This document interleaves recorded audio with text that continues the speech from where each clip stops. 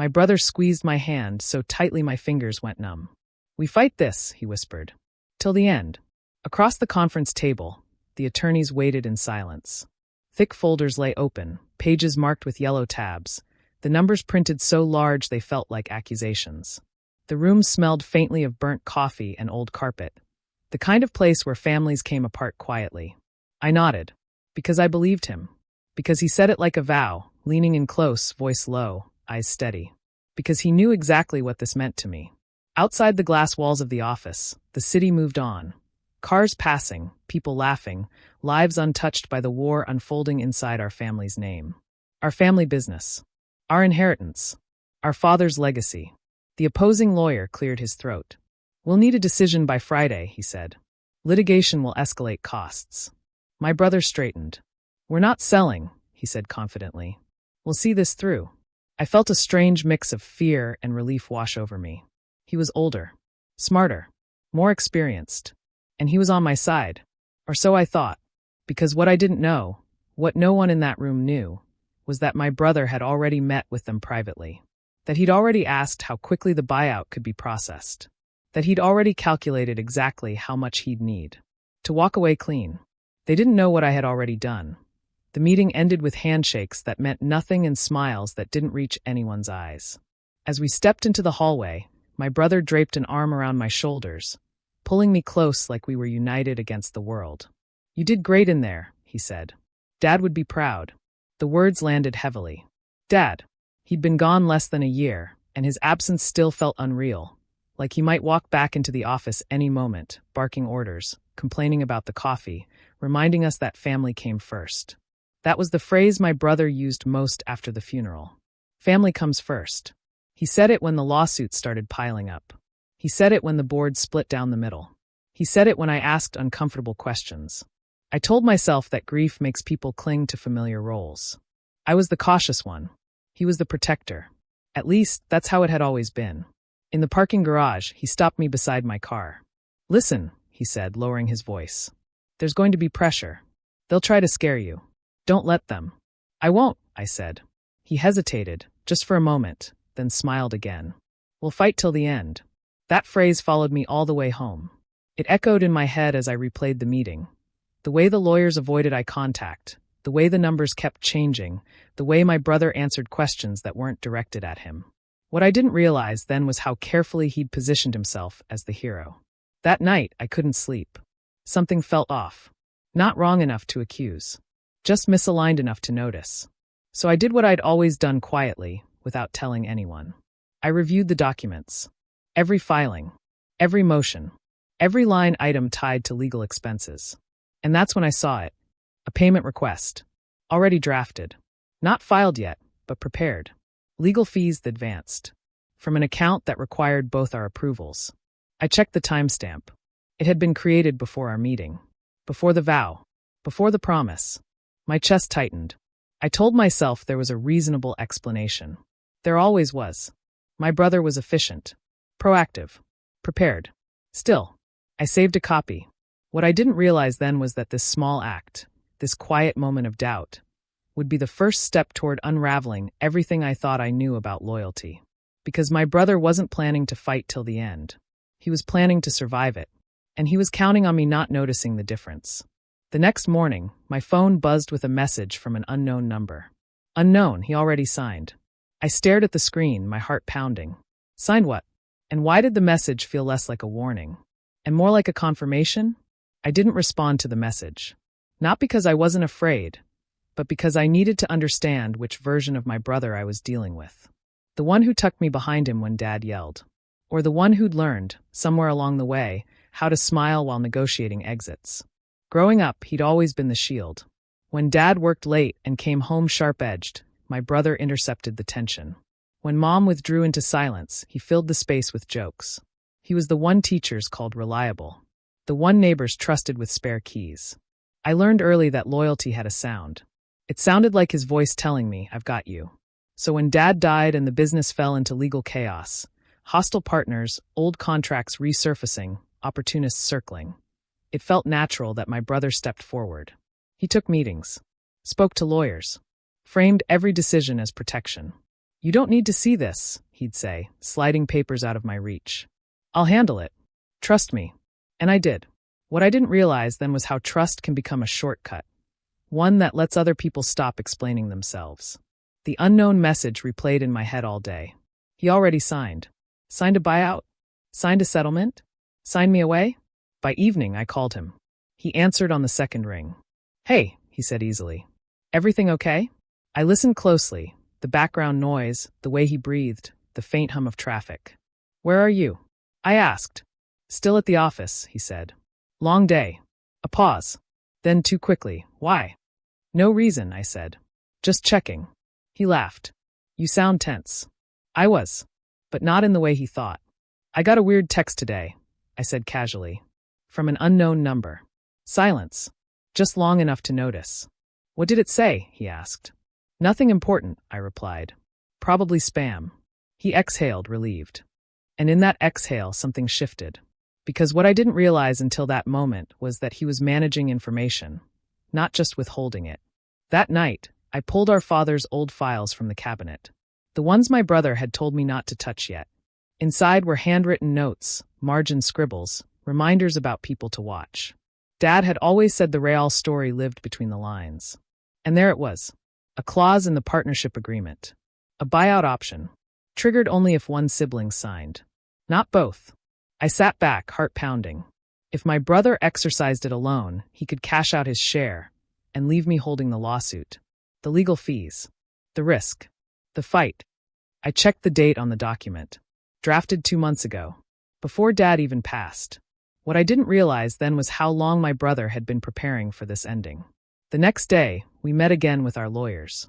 This time, I watched him instead of the papers. The way he leaned forward when money was mentioned. The way he avoided my eyes when timelines came up. The way he used we when it benefited him, and you when it didn't. At one point, the attorney asked directly, Are you both prepared to reject the buyout offer? Yes, my brother said instantly. I hesitated. Just a fraction of a second.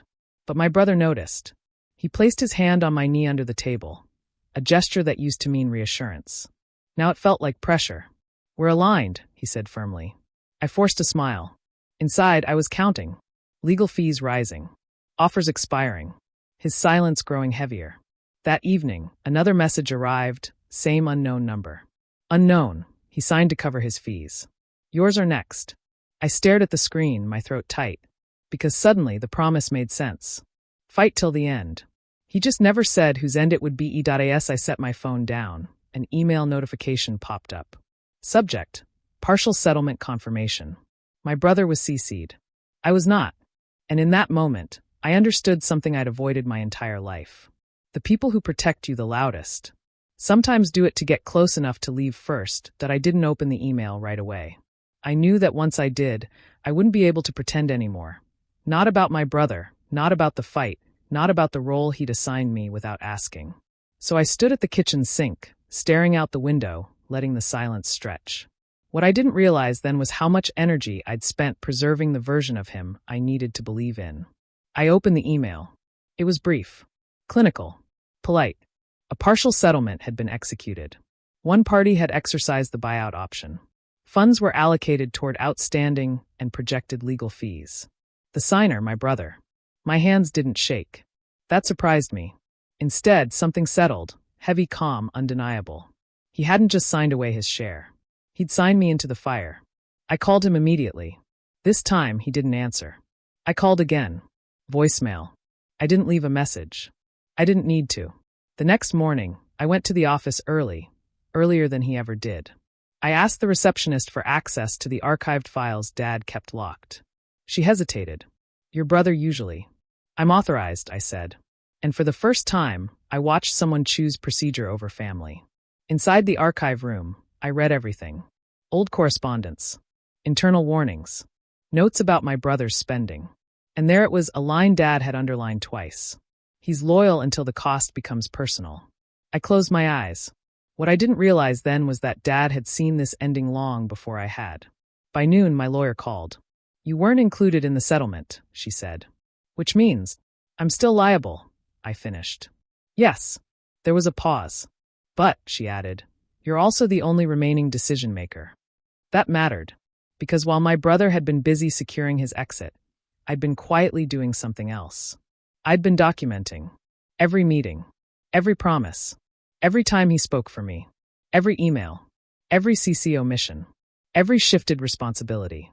Patterns form when you stop explaining them away. That afternoon, I forwarded the settlement email to my lawyer. She read it once, then again. "Did he tell you he was signing?" she asked. "No." She leaned back. "That changes things." "What I didn't realize then," I said, "was that silence could be evidence." The confrontation happened 2 days later. He finally called. "I was going to tell you," he said quickly. "I just needed time." "To tell me what?" I asked. "That you sold your way out?" "It wasn't like that," he snapped. "I did this for both of us." I laughed. A short, humorless sound. "You covered your legal fees," I said, "and left me with the risk." "You're stronger than you think," he replied. "You can handle it." There it was. The justification. The same one he'd used our whole lives. "You're strong. You'll be fine. You don't need as much." "What I didn't realize then," I said quietly, "was how often you needed me to be the one who stayed." Silence. "I trusted you," I added. "You still should," he said. That was the moment I stopped hoping. That night, I signed something too. Not a settlement. An authorization. One that allowed my legal team to pursue discovery without restraint. If my brother thought the fight was over, he'd misunderstood which end I was willing to reach. As I closed my laptop, a new email arrived. Subject: Discovery materials released. Attached: financial records my brother had never expected me to see. And suddenly, the buyout didn't look like an exit. It looked like a confession. The discovery files came in waves. Spreadsheets first, then receipts, then timelines that refused to stay buried. I sat at my desk long after midnight, the glow of my laptop carving shadows into the room, scrolling through transactions that told a story my brother had never spoken out loud. Transfers that didn't align with company needs. Legal consultations billed long before the lawsuit was public. Personal expenses folded quietly into corporate accounts. What I didn't realize then was how methodical he'd been. Not careless, just confident no one would ever look closely. Because no one ever had. Except Dad. And now me. By morning, my lawyer called again. "This explains the buyout," she said. "He needed liquidity. Fast. To cover fees?" I asked. "And more," she replied. "There are gaps. Large ones." The word gaps echoed. Because gaps are where stories collapse. The family found out before I could prepare them. My brother told them.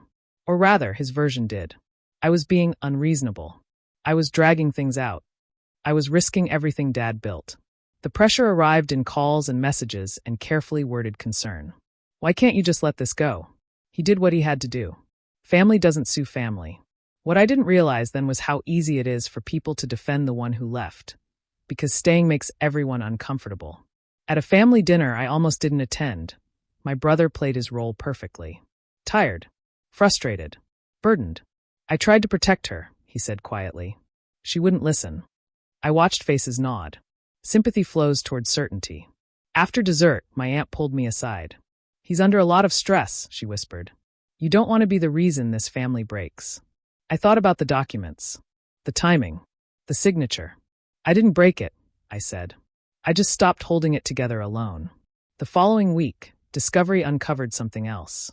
A memo. Internal. Addressed to my brother. From one of the opposing partners. Subject: Buyout acceleration option. The language was careful, legal, clean. But the implication was clear. They'd given him an out. Early. In exchange for cooperation. My lawyer looked up from the page. "Did you know about this?" "No," I said.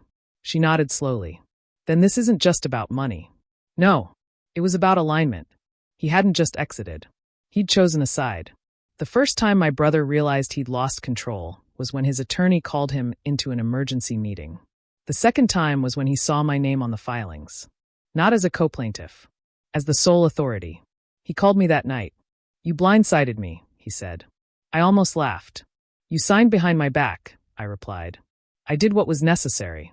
So am I." He lowered his voice. "You're going to ruin me." I closed my eyes. What I didn't realize then was how long he'd believed I existed to absorb impact.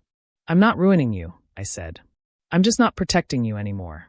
The silence on the line was heavy. He hung up without another word. The next morning, a subpoena was issued. Not to me. To him. By the time the news reached the family, the story had changed. Not why the lawsuit continued, but who it was really about. And as my phone lit up with missed calls, I understood something terrifying and liberating. My brother hadn't just signed the buyout to cover legal fees. He'd signed away the shield he'd always assumed I would be.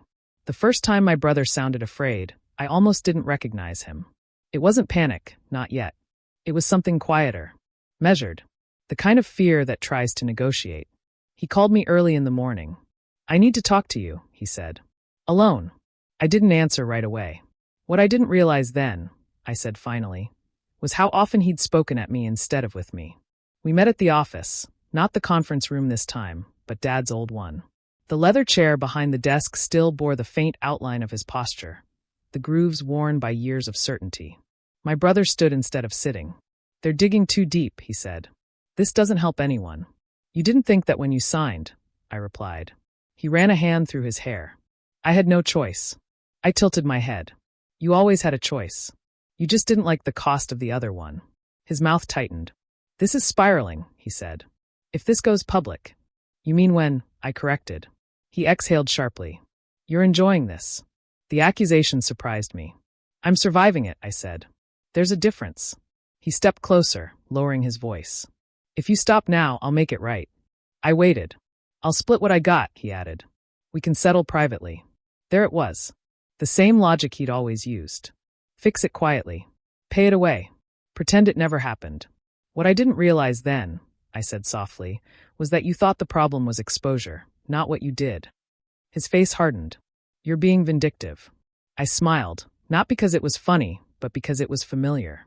That was his word whenever I refused to absorb his consequences. The family pressure intensified after that. My phone buzzed constantly. "He's begging you to stop. You're humiliating him. Dad wouldn't want this." Dad. That name again, used like a weapon. I opened one of Dad's old notebooks that night. Inside was a sentence written in thick, uneven ink. "Truth isn't cruel. Avoidance is." I closed it and slept better than I had in weeks. The next development came fast. A journalist called. "Off the record," she said. "We're investigating irregular buyouts in family-held firms." I didn't confirm anything. I didn't deny it either. The story didn't need my voice anymore. The final conversation with my brother happened after the subpoenas multiplied. He showed up at my door unannounced. Tired. Unshaven. Smaller than I remembered. "This has gone far enough," he said. "I'm asking you, as your brother, to stop." I looked at him for a long moment. I saw every time I'd stood behind him. Every time I'd let him speak for me. Every time I'd carried the weight, so he wouldn't have to. "What I didn't realize then," I said quietly, "was that asking me to stop is the same thing you've always done." He swallowed. "Please." I shook my head. "I already did stop," I said. "I stopped protecting you." He left without another word. That night, the article went live. No names yet. Just patterns. Enough for people to start asking questions. Enough for his promise to finally collapse under its own weight. The next morning, my lawyer called. "They want to renegotiate," she said. "Who?" I asked. She paused. "Everyone." And I realized then, the end he'd planned for wasn't coming. But another one was. The renegotiation didn't happen in the office. It happened in a courthouse hallway. Neutral ground. Public air. No room for performance. My brother stood across from me, flanked by attorneys who no longer looked confident. Their voices were low, urgent, their words clipped and technical. I stayed quiet.